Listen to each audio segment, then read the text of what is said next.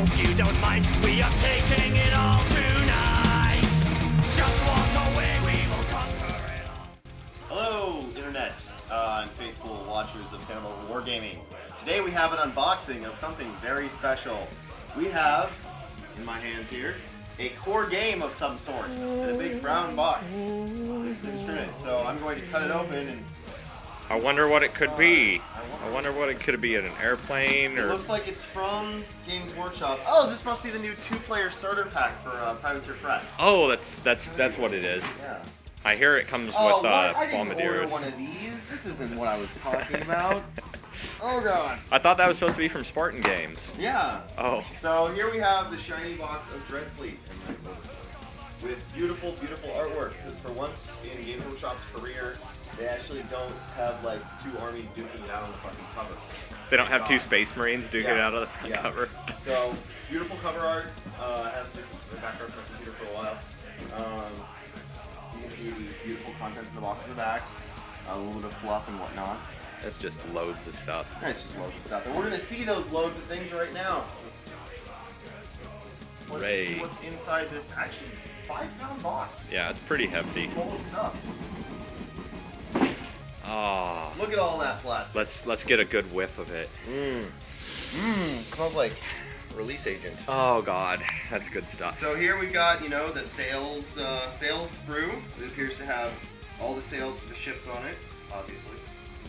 We have our mechanical kraken, our Skaven boat, and our Wraith ship, as well as our Egyptian Tomb King ship. So all in one sprue. That's pretty awesome, actually. Yeah. Here we have the additional... Let's see some of these. Yeah, some of these sprues. Yeah. I mean, they've already kind of made the rounds from Beasts of War, but you can see these really brilliant high detail. I mean, with my iPhone 3GS. All right. So anyway, too soon. On this sprue, we have our sea monsters, our little mini ships that also have castles on them. They're called cogs, right? Yeah, they're called cogs. Sea monsters, and we have the two main ships, the Heldenhammer and the what's it called? The Bloody Reaver. Bloody Reaver. We got our bases and our wind dial. That's awesome. Here That we can use the wind dial for Man of War. some other game. There was the game. Okay. Looks like there's little trophies here too, but I didn't see those before. That's kind of Trophies? Awesome. Yeah, little trophy things. Oh, I wonder what the... Oh, this must be if you take somebody a prize or something, I'm sure. So we got our little sea drakes. This is the Elven ship and the Araby ship and the Dwarf ship. And then here we have all of the... Here, why don't we move some dwarves out of the way so we can kind of play some of this out. Here we have the beautiful islands, which, despite the fact that they're covered in fucking skulls... What? I don't see... Oh. But, you know... Skulls! Skulls turtle Workshop. skulls. Skull Workshop. Yeah, but they look pretty good. That one I could see really being useful for Man of War. That one as well. Yeah, these ones not so much. There's the Volcano Island's pretty awesome. Yeah, there's a few. I'm thinking that what we're going to do is take some of the liquid green stuff, and we're going to liquid green stuff those skulls out of existence. Yes. So we'll have just general kind of islands and rocks that we could use for a number of different... Here we have the obligatory Chessex dice. And there's one red dice. This is gonna I still don't know exactly what... That's nothing. That's just a piece of paper used to separate the sprue.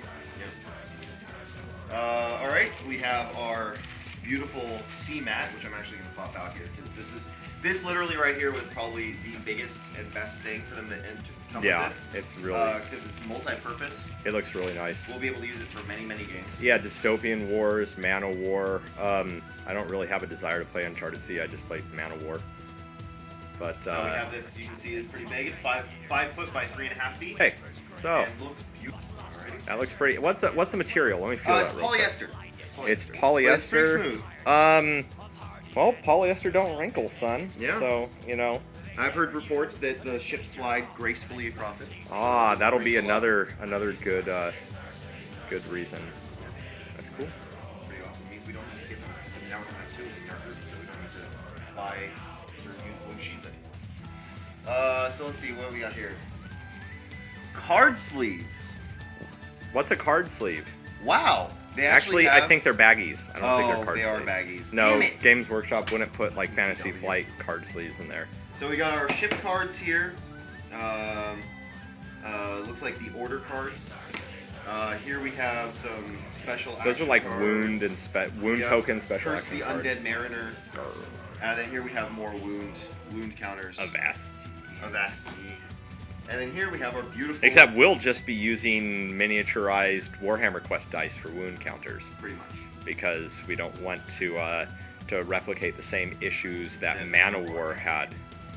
Yes. Alright, and then here we have our beautiful rule book. Okay, as you're opening the rule book, I'll just take a look at the box. Here's some of the box art. It basically just, as you can see, it shows how to assemble each ship, and then looks like it gives a little color painted example, which that's cool. Yeah, you can also pick up the most recent White Dwarf, and if you didn't see enough about If you didn't see enough about Dreadfleet. The book is very well bound. It looks Yeah, like. that's what they were saying. That's what Warren and them were saying over on Yeah. Beast of War. It's very shiny. You got the nice little map. See what it looks like. in here.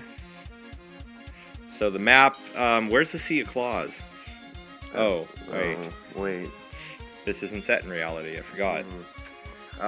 So set sail for adventure, and the table of contents, a whole bunch of the galleon's graveyard. So you got the bone hydra and the leech worm and the sea giant, as well as some of the painted up islands. What did you say, a bone ships. griffin? Bone? Who's it? And then raising your fleet, a basic overview on how to build your ships up. The cards break down. Yeah, the it looks like terminology. you can see this is going to require an amount of room on the table to play. So I think that we'll be using a lot of dice as proxies for those wound counters. Yeah. We also have the determining arcs of sight. Which is awesome. All the characteristics. A I lot think of that. stuff like this will be transferring directly over to Man of War. We'll play this game as well. 'Cause Oh yeah, definitely. looks like it's fun. Well, I mean, it was written by awesome people. Yeah, written by Phil Kelly. Written by Phil Kelly, and illustrated primarily by one of John the Blanche. most awesome illustrators ever. Your personal favorite, John Blanche. So all these are scenarios. There's actually packed full of scenarios. We got one. I love that. I We think got there's 12 scenarios in here. I And think a thirsty for 2d6. more. Looks like you can do a campaigns for it too. Oh, lovely. That's pretty cool. So it's not overtly as expandable as something like Man of War was, which was supposed to be a standalone game and had expansions, Warhammer Quest the same kind of way, but in the standalone box, you can make it expandable with a little ingenuity and effort. And Man of War ships. Yeah. So it's cool. It's got a little bit of story in there too. It shows you the dirigibles and the fogs and the dragons. So I think it's gonna be a really fun game to try out. We're gonna build them up tonight and get our first game in this afternoon at our local game store. It'll be awesome. So we'll see you around, internet. Stand by Wargaming signing out.